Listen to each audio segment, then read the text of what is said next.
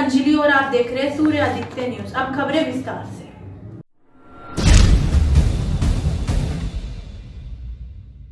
गाजियाबाद के मोदीनगर टीम शक्ति अन्याय निवारण ट्रस्ट का पहला स्थापना दिवस गुनगुन फार्म हाउस में धूमधाम से मनाया।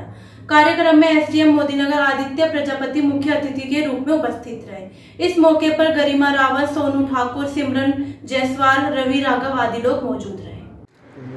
जैसा रोशनी होती है दीपक से, जैसा रोशनी होती है दीपक से, वैसा सब में आप जोश भर दो, वैसा सब में आप जोश भर दो। पावन किया कार्यक्रम को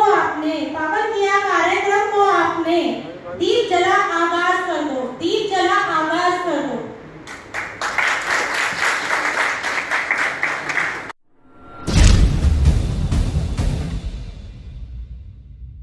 गाजियाबाद के मोदीनगर विधानसभा क्षेत्र के ग्राम उजेड़ा के प्राथमिक विद्यालय में जीवन अस्पताल मोदीनगर द्वारा निःशुल्क चिकित्सा जांच शिविर का आयोजन किया गया।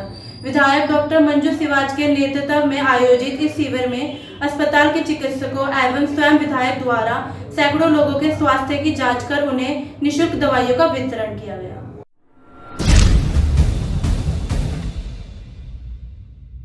हापुड़ के नूरपुर के मड़ैया गांव में राष्ट्रीय लोकदल के अध्यक्ष जयंत चौधरी पहुंचे और योगी सरकार पर जमकर निशाना साधा। टीवी एक्ट्रेस कंगना रनावत और मुख्यमंत्री योगी की मुलाकात पर किए कमेंट। लखीमपुर की घटना में मरे किसानों के नामों की किसानों को याद दिलाई और प्रत्येक किसान को एक मुश्त 12,000 रुपए हमारी सरकार आने पर दिए जाएंगे कहा आप लोगों ने मुझे पगड़ी पहनाई है, मैं कभी नहीं झुकूंगा।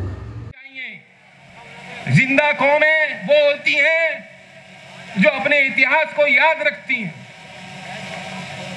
पहचानती हैं किन किन लोगों ने कुर्बानियां दी।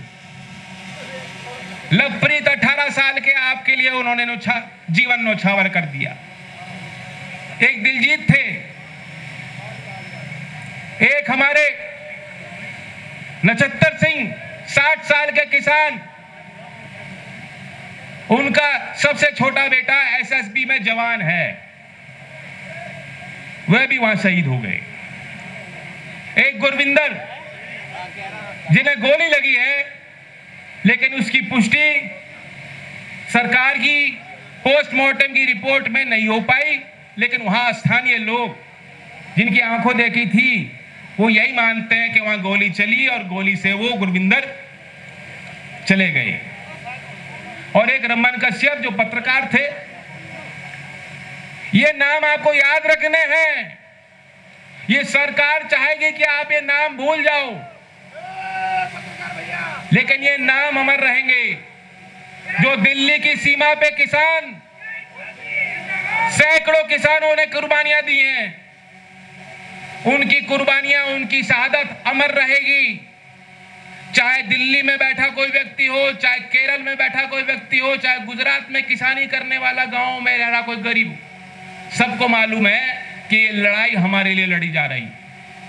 तो मैं आपसे यही गुजारिश करने आया हूं, जब तक हम लोग एक दूसरे की मदद करेंगे, सहयोग करेंगे, हमसे कौन कमजोर है उसका हाथ पकड़ेंगे, उसे ताकत देंगे, तब तक हम मजबूत और शक्तिशाली रहेंगे। पीछे कुछ भूल हम लोगों से हुई होंगी, अपने घर परिवार में आकर, मुझे कोई बैर नहीं है, मैं कह सकता हूं, भूल हुई होंगी, हम लोगों से चूक हुई होगी। अपने मन में वो भाव मिटा देना। मैं आपके आगे नतमस्तक हूं। मैं चाहता हूं किसी तरह जो भी हमें करना पड़े, चौधरी चरण सिंह जी की विरासत को आप संभालें। चौधरी अजीत सिंह जी के जाने के बाद मेरे कंधों पे जिम्मेदारी बढ़ गई है, और अकेली मेरी तो नहीं है, वो नूरपुर की मंडैया के क्षेत्र में इस सभा में मौजूद आप सबकी जिम्मेदारी भी बढ़ गई है। सच्चाई तो ये है, राष्ट्रीय लोकदल तो किसान की फौज है, फौज। और हमारी पार्टी अगर सरकार में आ जाएगी तो आपकी होगी मौज।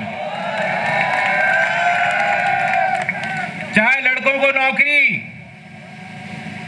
चाहे विकास, चौमुखा विकास, चाहे सामाजिक न्याय, शिक्षा और स्वास्थ्य, हर क्षेत्र में हम ऐसी बात आपके बीच रखने चाहेंगे।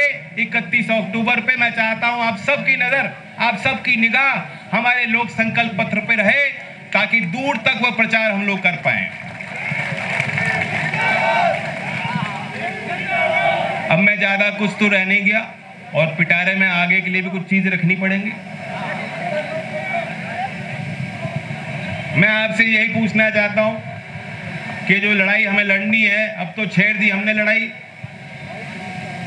छपरौली में जब मुझे पगड़ी सौंपी गई, आज आपने मुझे पगड़ी पहनाई, मैंने यही बात की थी कि मेरे लिए ये जीवन भर का सबसे बड़ा सम्मान हो सकता है।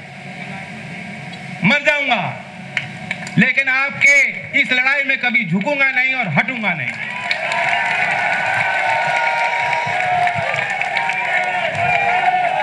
तो क्या मैं मान लूं, जब कभी कठिनाई होगी, जब कभी मेरे दिल में कोई दर्द होगा, मैं अपने घर में नूरपुर की मंडैया में आके आपके आगे रो सकता हूं कि नहीं रो सकता? आपके छत्र छाया में आ सकता हूं कि नहीं आ सकता? क्या मैं आज मान लूं कि आपका पूरा आशीर्वाद पक्के वाला हमेशा रहेगा साथ? धन्यवाद। जय किसान, चौधरी जैन सिंह, जय हिंद।